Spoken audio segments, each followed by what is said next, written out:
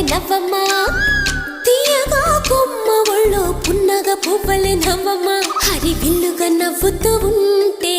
ఎండలో వెన్నెల కాయదా చిరు చల్లుగా నవ్వుతూ ఉంటే కొండైన వాగల్లే పొంగదా నూను మెత్తగా నవ్వుతూ ఉంటే ముల్లైన పువ్వలే తాకదా తొలి పొద్దుగా నవ్వుతూ ఉంటే రాయైన రత్నంగా మారదా హాయిగా అమ్మ ఒళ్ళో చిన్నారి పాపల్లే నవ్వమ్మా తీయగా కొమ్మ ఒళ్ళో పున్నగ పువ్వలే నవ్వమ్మా